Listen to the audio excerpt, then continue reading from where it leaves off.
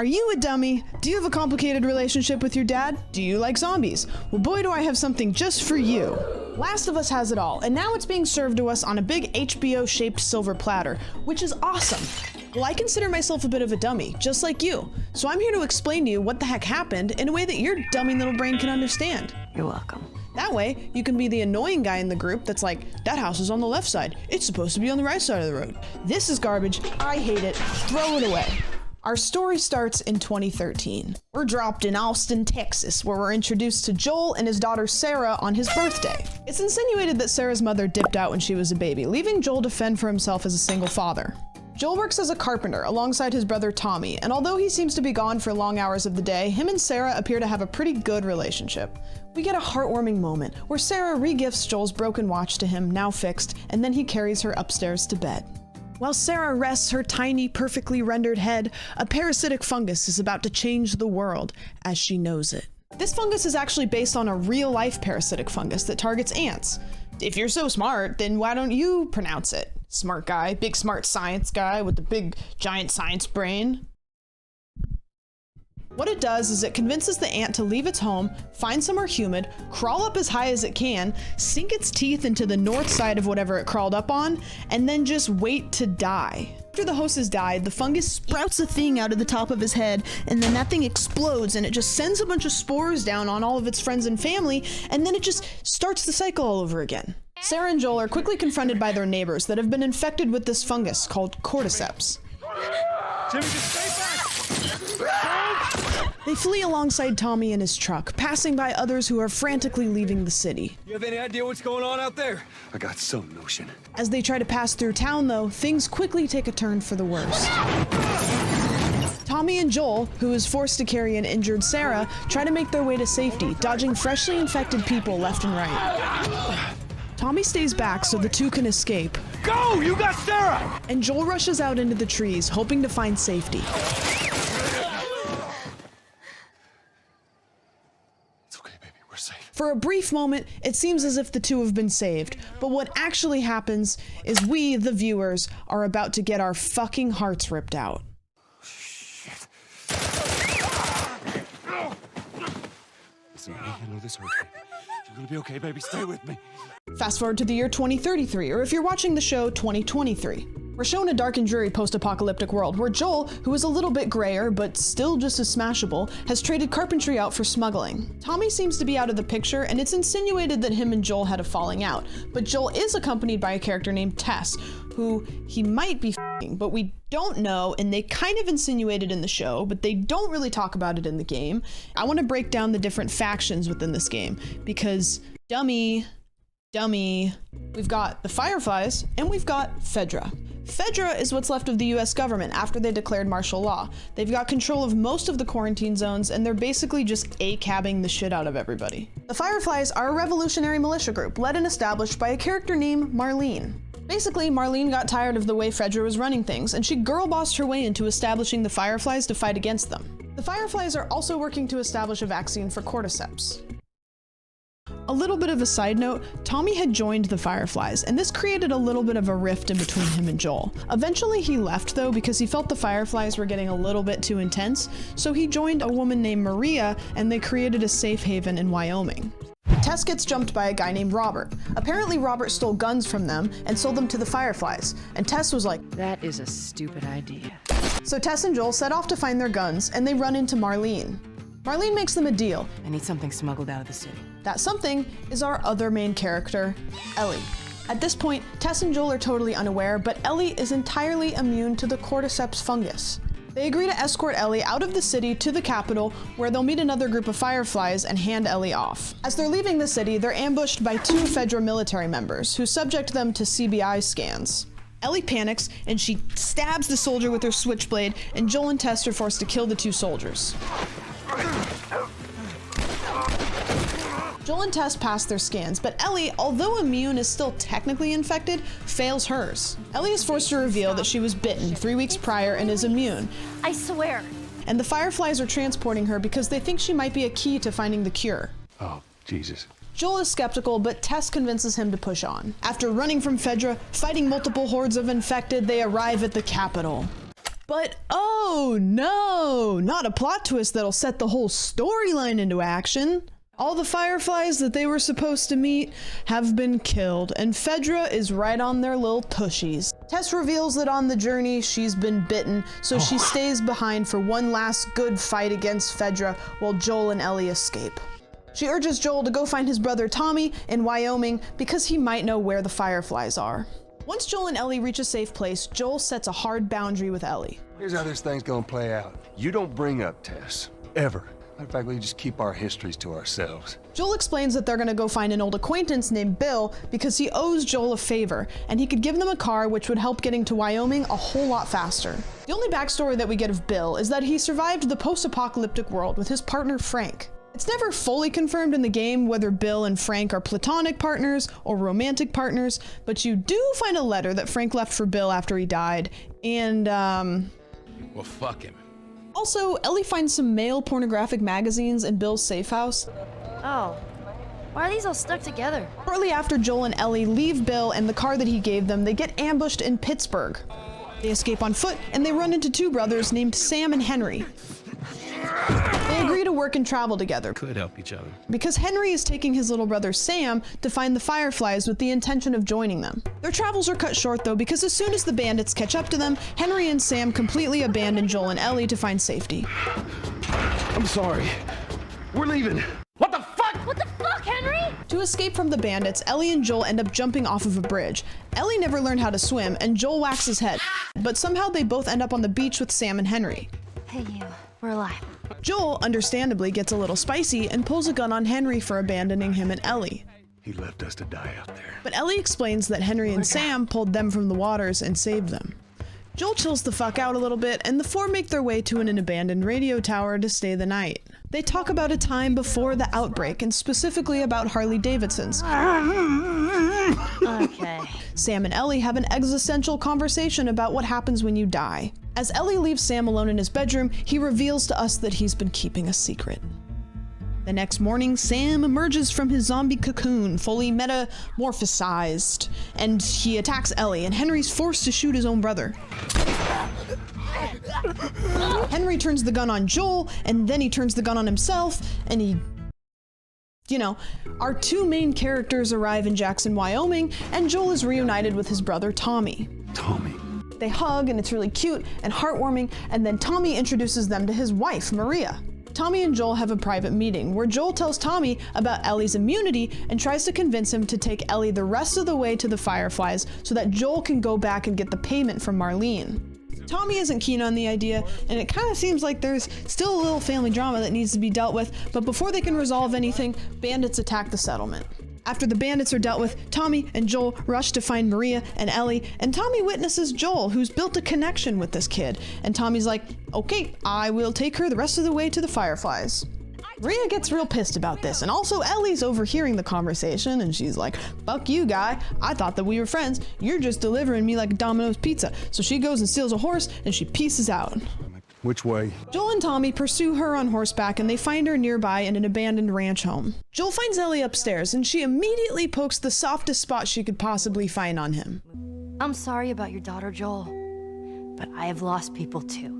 And Joel's like, young lady, you're gonna get on that horse and you're gonna travel across the post-apocalyptic hellscape with my brother and you're gonna like it. And no internet for a week.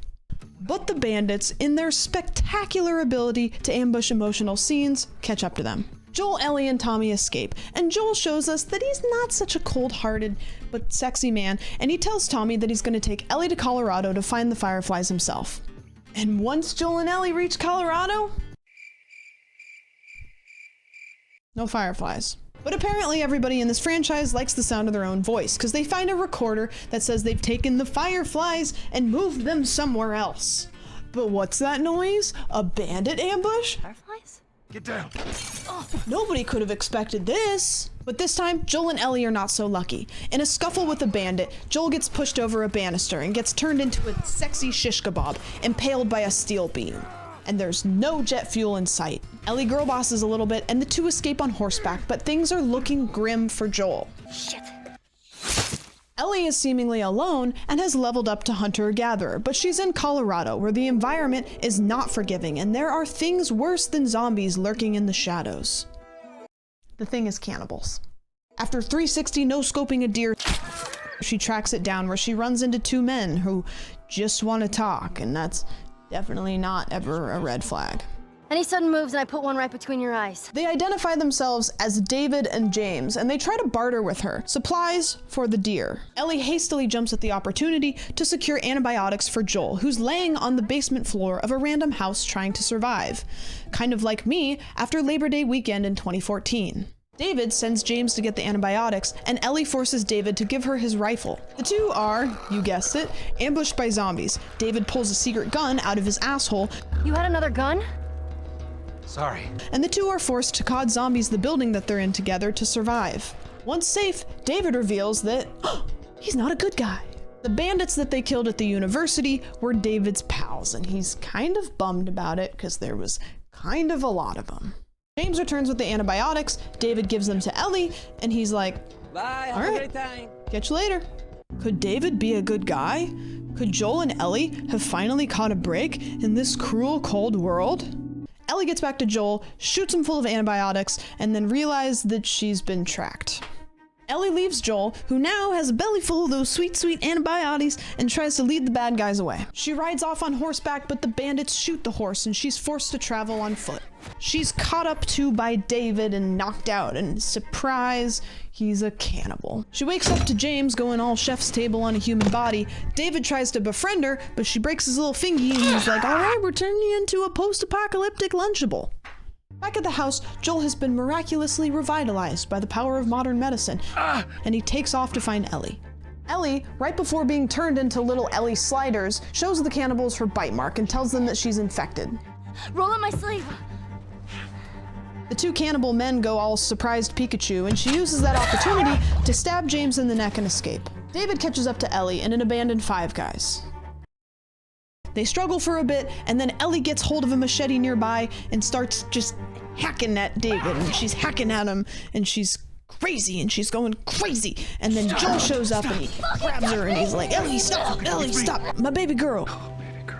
And then you realize that Joel is kind of completing his metamorphosis from post-apocalyptic baddie to post-apocalyptic daddy.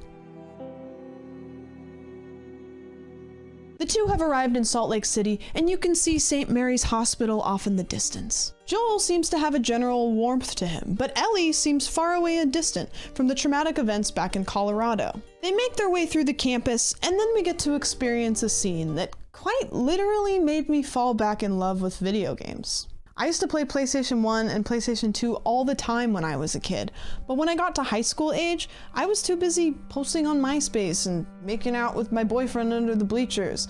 And although video games were super important to me, they kind of got pushed to the wayside. In 2014, I bought a used PlayStation 4 off of Craigslist, and the guy gave me this game with it for free. Games had improved dramatically since the last video game that I had played, and this game's graphics were just wow.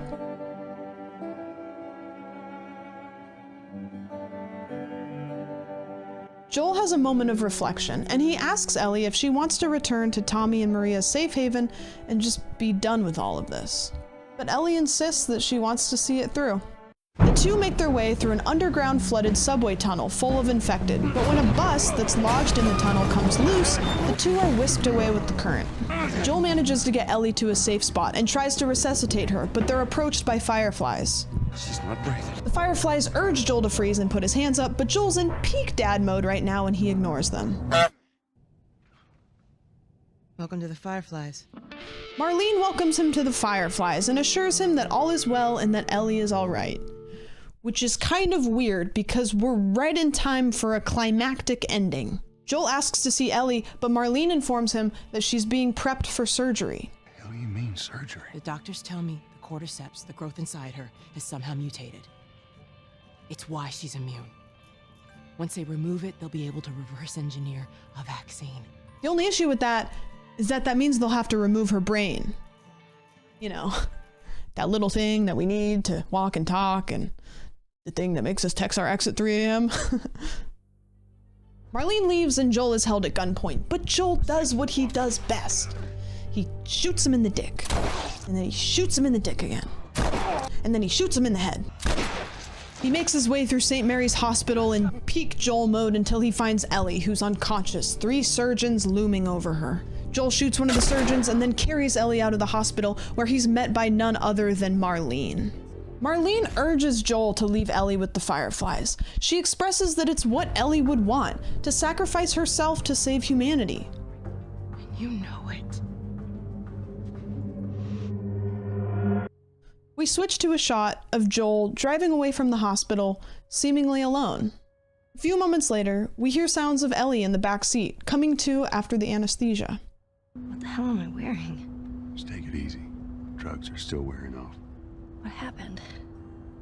This is the part where Joel lies to Ellie. He says that they found the Fireflies, and apparently there's dozens other like Ellie who are immune to the cordyceps. He says that they've failed to make a vaccine, and they've just stopped trying. I'm sorry. We get one final scene of Joel and Ellie arriving back in Jackson, Wyoming, where Tommy's safe haven is. Ellie expresses that she's tired of watching the people around her die, and Joel tells her that although the world can be unforgiving and harsh, the key is to always have something worth fighting for. She makes him swear that everything that he told her about what happened back with the Fireflies is true. I swear.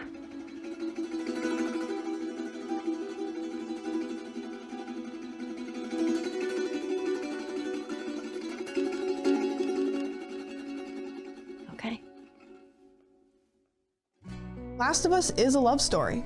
It's a tale about the resiliency of humanity despite all odds, and no matter how many times we get beaten down again and again, we never truly lose our yearning for connection with each other. It shows that no matter what, you can't really escape your past, and that love really does conquer all, but that doesn't necessarily mean for the better. I'm really excited that HBO is doing its own version of The Last of Us. If you're watching this before the show is wrapped, let me know what you want to see from HBO. And if you're watching this from the future, after the finale, let me know what they did right and what they did wrong. I think that the source material is some of the best in video game history, and I'm hopeful that they honor it in the way that it deserves, while also taking creative liberty enough to add depth to these characters that we love so much. So from one dummy to another, thanks for watching. Catch you on the flippity flop. Bye, have a great time.